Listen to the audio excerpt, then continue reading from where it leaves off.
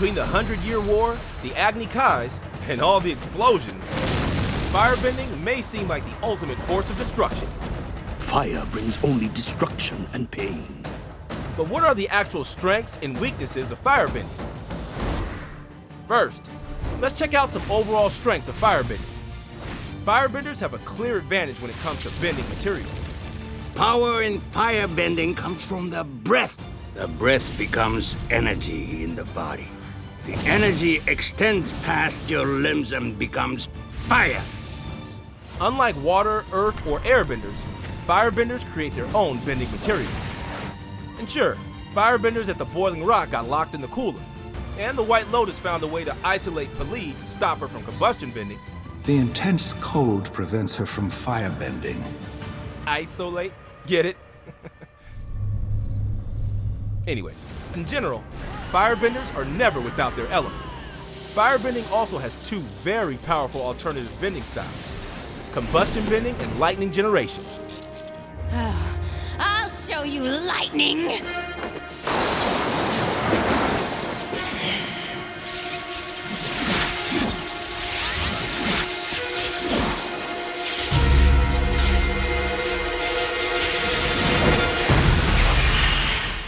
And of course, every 100 years, Sozin's Comet pushes firebending to its extremes, for better or worse. Fire Lord Sozin used that comet to begin the war.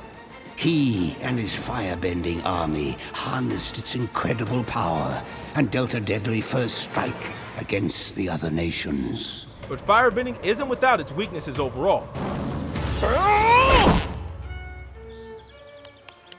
What was that? That was the worst firebending I've ever seen. Since firebending comes from an internal source, a change in motivation or energy can throttle a firebender's power. I've lost my stuff. Don't look at me. I didn't touch your stuff. I'm talking about my firebending. Maybe your firebending comes from rage, and you just don't have enough anger to fuel it the way you used to. So, all we need to do is make Zuko angry. Easy enough. Okay, cut it out! Also, firebending strength is cyclical. It's stronger near the equator and during the day, but on the flip side, firebenders are weaker at night, in darkness and in the rain. And of course, on the darkest day in Fire Nation history, the solar eclipse, firebenders lose their power entirely. We'll wait for the next eclipse, then we'll invade the Fire Nation when they're totally helpless. Finally, unlike water, earth, or air, fire will continue to grow if it's not kept under control. Fire is a horrible burden to bear. Its nature is to consume, and without control, it destroys everything around it. Aang learned the hard way that losing focus while controlling fire can have major ramifications.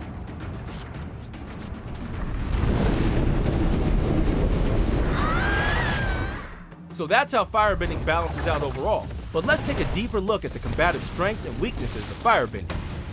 Firebending is a strong, dynamic discipline that uses powerful arm and leg movements, wide stances, quick advances and retreats, whirling circular blocks, agility, and aggressive attacks. From fireballs to breathing fire, its emphasis on aggressive offensive moves makes firebending formidable to face in battle. It's also very versatile, with long-range moves like the Fire Whips or Fire Blade, and close-range moves like Fire Daggers.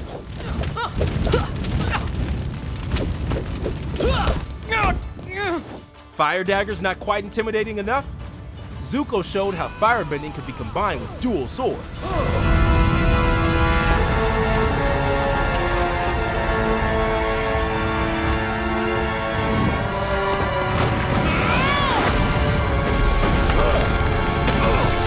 And those alternate bending styles from earlier?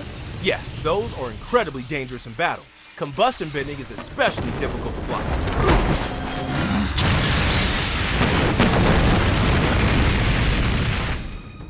Firebending does have combative weaknesses though, especially when it comes to defensive moves. Firebending has a reputation for being all offense, no defense. Now this isn't entirely true.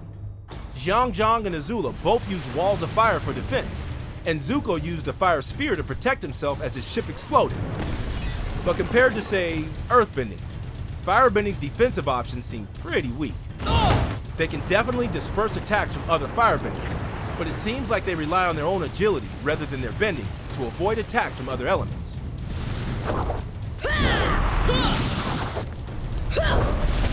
But overall, firebending's explosive offensive strengths balance out its defensive weaknesses in combat.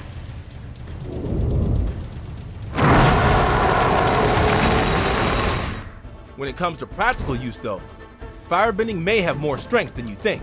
Mastering Breath of Fire means that firebenders can keep themselves warm in freezing temperatures. And being able to generate fire should make camping, or going on the run, much easier. In theory. Plus, having fire on hand means never worrying about carrying a torch. We have 5 torches, so that's 10 hours. It doesn't work like that if they're all lit at the same time. Oh, right. But it's not just about starting fires. Firebenders can also take control of existing flames.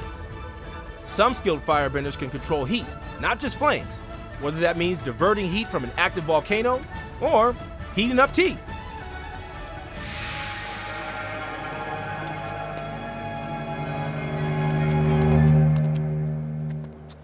Hey! What are you doing firebending your tea? For a wise old man, that was a pretty stupid move. I know you're not supposed to cry over spilled tea, but it's just so sad. Firebenders' inner fire also might make them resistant to poisons. Now this has its limits, since Ursa's poison was capable of killing Fire Lord Azulon, but it's possible that this poison resistance is what kept Iroh alive during his White Jade mix-up. Oops. Though it's not exactly flying or gliding, firebending can also boost mobility. Firebenders can create a kind of jet propulsion to boost jumps and carry themselves over short distances. For longer trips, Zuko used his firebending to fuel his stolen war balloon all the way from the Western Air Temple to the Boiling Rock. That's rough, buddy. Another firebending advantage? Healing. Yep, waterbenders aren't the only ones who can use their bending to heal. It's not exactly the same, but firebenders can feel and manipulate the heat along the energy paths in a person's body. A dark energy has infected her. We must purge it before it destroys her avatar spirit. That's how the Banti shaman was able to heal Korra. I remember. Do you know who you are? My name is Korra. I'm the Avatar. And finally, before Toph invented metal bending, firebenders had a major advantage when it came to industrialization. With fire at their fingertips, they had a basically endless source of energy for steam-powered ships and those, say, giant drills.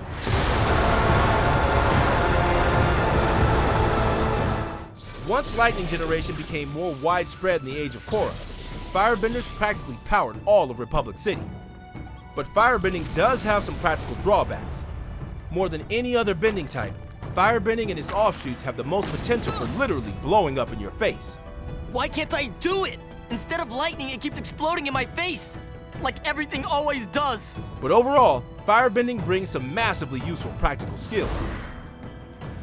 Finally, firebending's strengths and weaknesses are both wrapped up in the culture of the Fire Nation.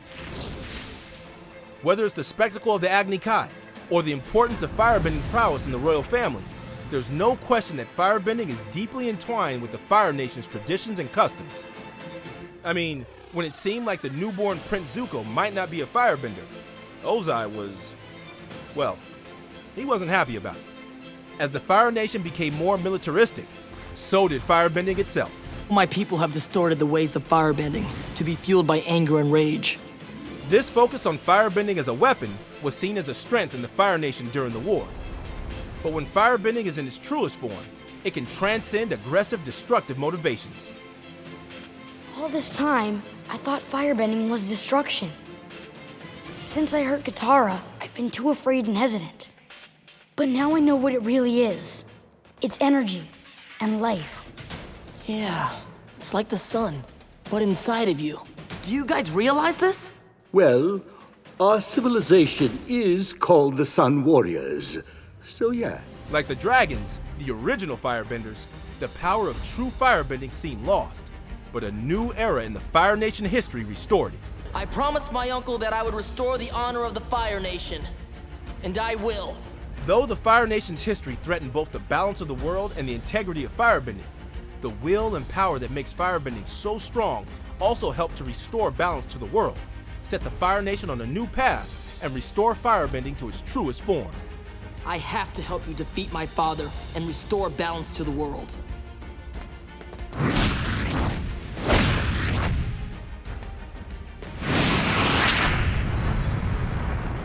And ultimately, the offensive strengths, defensive weaknesses, practical perks, and cultural context of firebending prove that, like the other elements, firebending is about so much more than just battles.